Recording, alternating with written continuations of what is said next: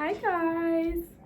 Today is Wednesday, December 18th. I got my surgery done yesterday, my gallbladder removal, and it went pretty well. So I'm gonna tell you guys a little bit about it from the beginning. So I got there at like 9 o'clock. My check-in time was 9:30.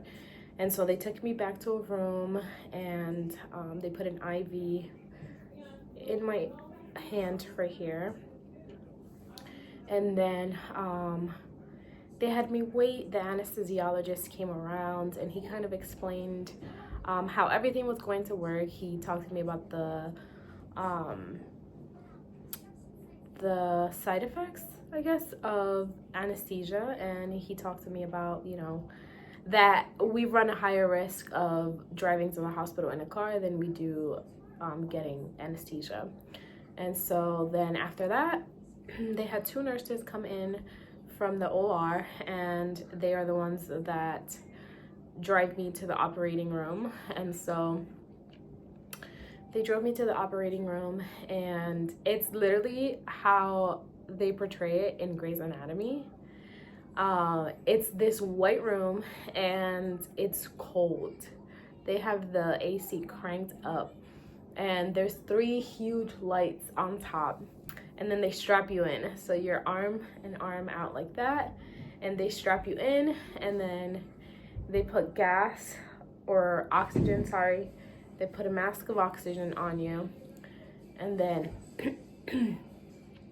they put the anesthesia through the IV. And then, yeah, you start slowly going away. And then you wake up, como si nada, like nothing.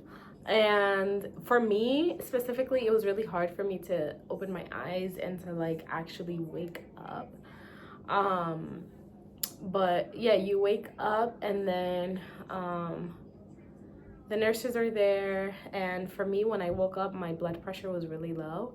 So she took out the IV that she was giving me, and they called my fiance, and yeah, I was so tired. It was so hard for me to like open my eyes or do anything.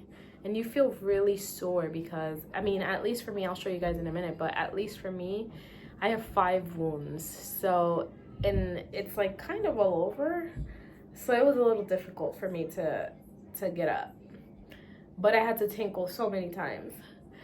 So then my fiance gets there and they're explaining everything to us, and then she asks if I want to eat anything, and I was so hungry because I hadn't eaten anything from the day before, 8 p.m. the day before, and I couldn't drink any liquids or anything like that. So they gave me graham crackers. You guys, when I tell you, I felt like I was eating sand.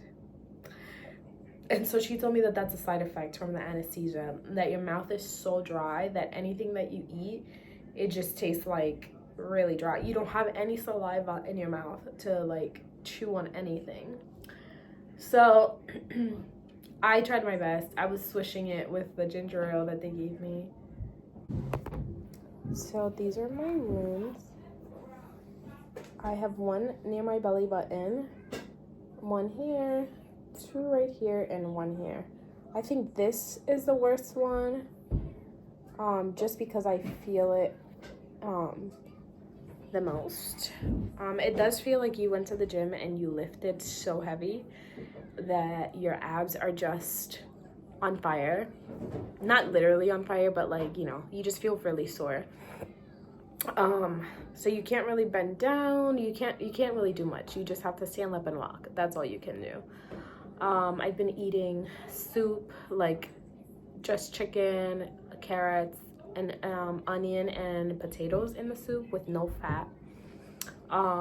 Those have been delicious, amazing. My friend has been doing such a great job at cooking those. Today for dinner, I'm gonna be having mashed potatoes with ground turkey and broccoli. I'm so excited about that. They did put a tube down my mouth during the surgery so that I could breathe, and in case they needed to like remove anything, I guess, or I don't know. So my throat was a little sore, but it was only for like 10 minutes. what I have noticed is that my nose and my throat are really dry. So my throat is full of stuff, but I can't really get it out because I can't cough. And yesterday, oh my gosh, my friend made me laugh because I had made like a late night snack, which was a peanut butter jelly sandwich with caramelized bananas. And so when I went to tell her what I made, I said, yeah, I made a peanut butter jelly with caramelized onions. And she was like, oh, it was nasty? And I was like, no, it's good. And I heard myself. After she said that, I heard myself. And I was like, what? Did I say caramelized onions? So anyway, it was funny. So yeah, I've been resting a lot. Like today, I woke up pretty early, like at 8. But then I went back to bed like at 12. And I woke up at like almost 4 o'clock. So it's been pretty good. I've been able to rest, and I didn't take a shower today. So you can't take a shower for 2 days or submerge in water. You can't do anything. So what I did was I didn't take a full shower, but I used like a little I don't know what it's called, to like